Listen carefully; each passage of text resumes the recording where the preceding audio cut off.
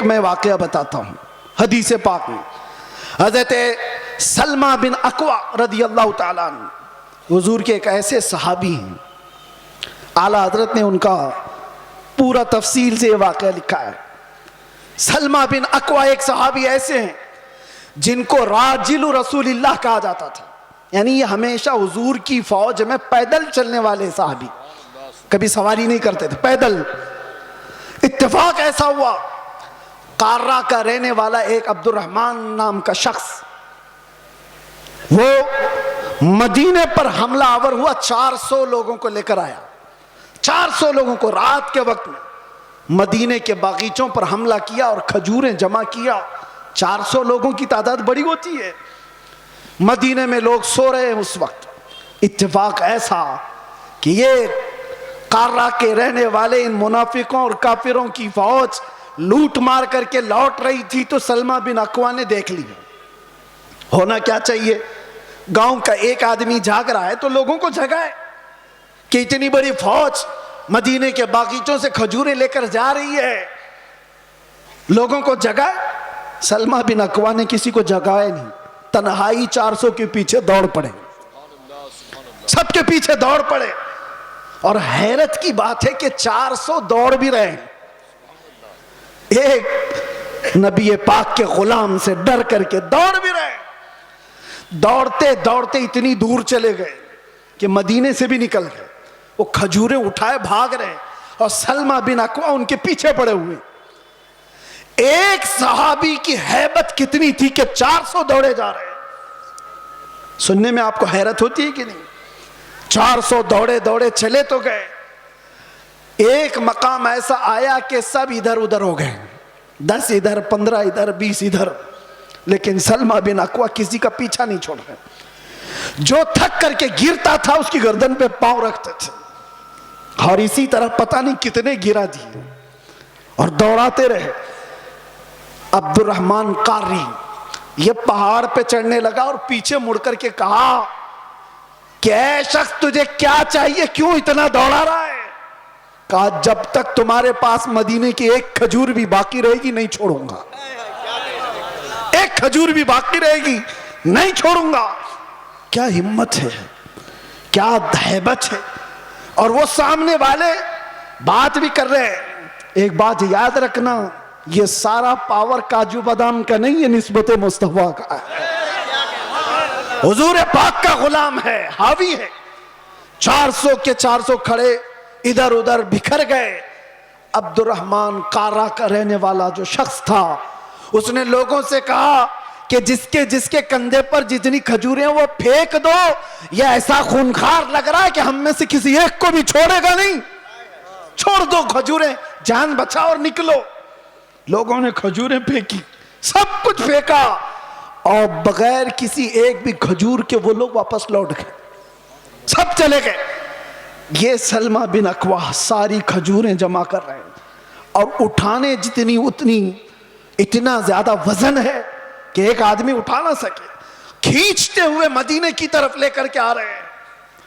रास्ते में एक और सहाबी हजरत अबू कुतादा मिल गए। पूछा कि किधर से आ रहे हो सलमा बिन अकवा? कहा, ऐसा ऐसा हाल हो गया था रात को, और मैं उनका पीछा किया और सबकी खजूरें वापस लेकर के आ रहा हूं। वो मुस्कुराए, अरे बोलना तो चाहिए था, और भी तो लोग आते तुम्हारे साथ। तो सलमा बिन अकवा ने कहा, मुस्तफा की मोहब्बत पर भरोसा है, अकेला ही काफी था,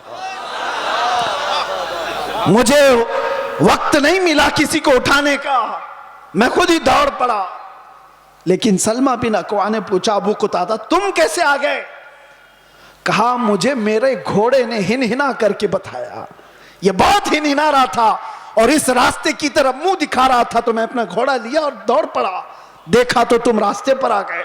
अब सुनो, आला हजरत फरमाते हैं, कौन सी चीज थी सलमा बिन अकवा की जो ये हैबत उनके अंदर पैदा की हुई थी, ये ताकत व कुव्वत और ये रौब पैदा की हुई थी?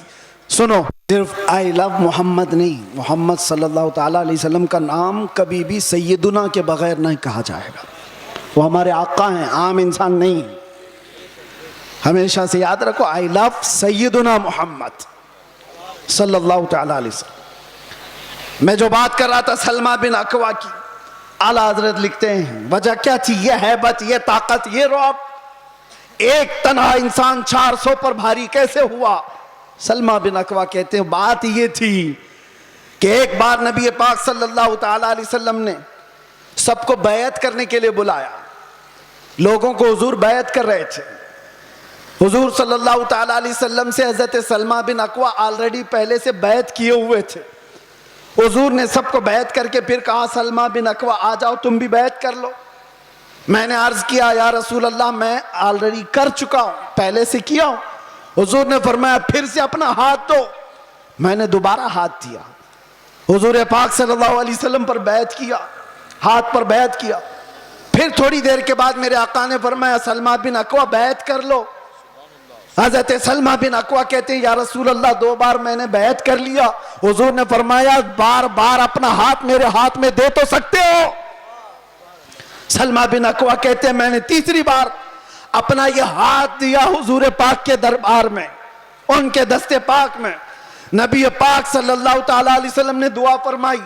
उसके बाद सलमा बिन अकवा कहते हैं 3 बार इस हाथ को मैंने मुस्तफा के हाथ में दिया। उसके बाद कसम खुदा की किसी बड़े ऊंचे पहाड़ से भी मुझे कभी डर नहीं लगता, कोई सामने आए कभी खौफ नहीं होता। यह निस्बत मुस्तफा है जो इंसान को मुमताज करती है।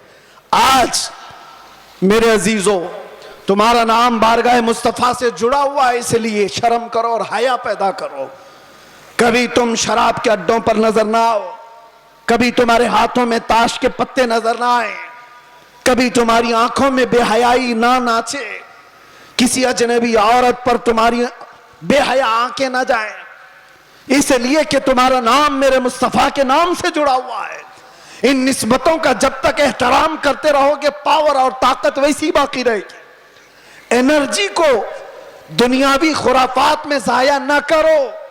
अल्लाह ने आज भी तुम्हारा रौब बाकी रखा है, आज भी है। हमने खुद महसूस किया है, हमने देखा है। आपको खुद को अंदाजा नहीं लेकिन दुनिया को अंदाजा है। अल्लाह तबारक व तआला मोहब्बत मुस्तफ़ा के सदक़े ये इज्जत और ये हैबत, ये ताकत, ये रौब अता करता है। लेकिन अगर तुम ये सोचोगे कि इज्जत हम किसी और जरिए से ढूंढेंगे, हमने देखा है लखनऊ में आज से 2-3 साल पहले एक कुत्ता आया था जो अपना नाम भी बदल लिया था, याद होगा। बहुत टीवी पर बिठा दिया जाता था, धर्म भी बदल लिया, नाम भी बदल लिया। हाँ, और सोचने लगा कि इस्लाम ऐसा है वैसा है, बहुत कुछ फैलाया। 6 महीने के बाद रो रो करके लोगों से गिड़गिड़ाने भी लगा कि मुझे बचा लो, मेरी जान पे खतरा है। मैं नाम यहां जिक्र नहीं करता इसलिए कि स्टेज नापाक ना हो। लेकिन एक बात याद रखो, हुजूर पाक सल्लल्लाहु ताला अलैहि वसल्लम के इस दीन पाक से गद्दारी करके जो दूसरी जगह इज्जत ढूंढता है, कुरान क्या कहता है, वमन यब्तगी गैरल इस्लामी दीनन फलन युक़बल मिन्ह। अल्लाह ताला ने कुरान में फरमाया। और यही बात मैं आपसे कहता हूं। आला हजरत क्या कहते हैं सुनो। आला हजरत फरमाते हैं बारगाह मुस्तफ़ा सल्लल्लाहु ताला अलैहि वसल्लम से जो गद्दारी किया, जो उनके दर से यार फिरते हैं, दर बदर यूं ही खार फिरते हैं, दर बदर यूं ही खार फिरते हैं।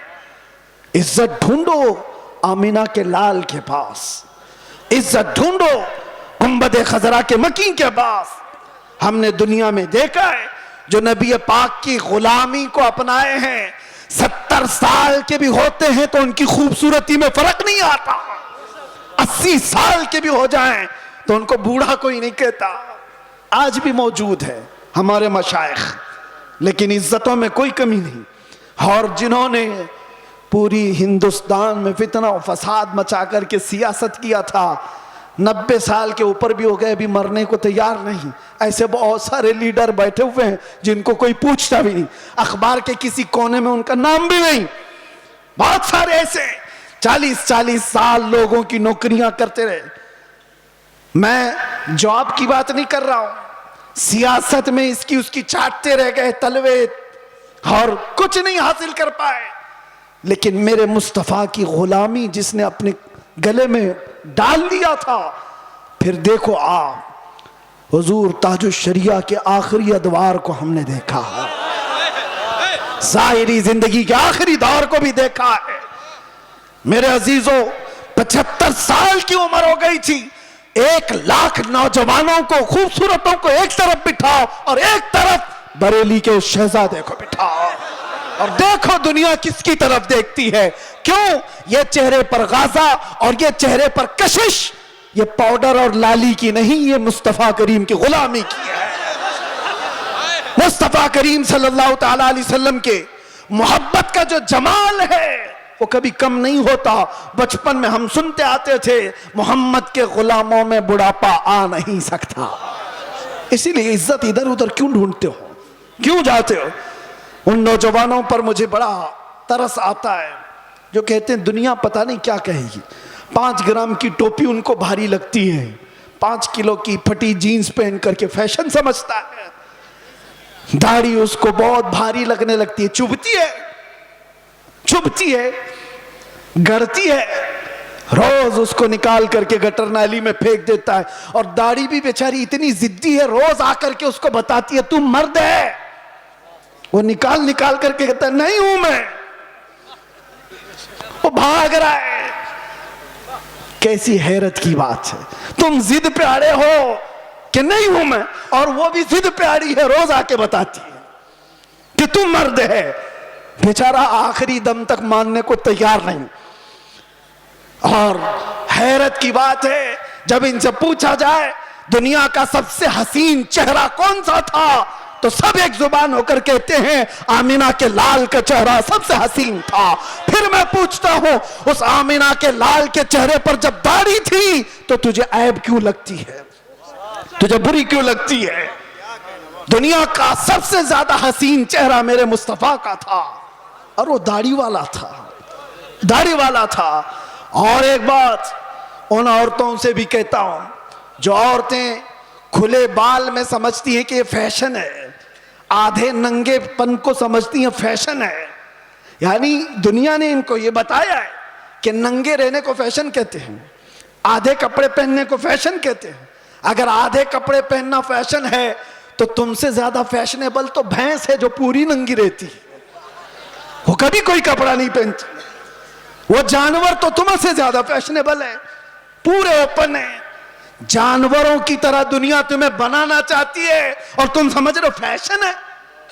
फैशन वो नहीं। नौजवानों से कहता हूं, देखना हो तो खालिद बिन वलीद को देखो, औरतें देखना हो तो मेरे मुस्तफा की बेटी को देखो।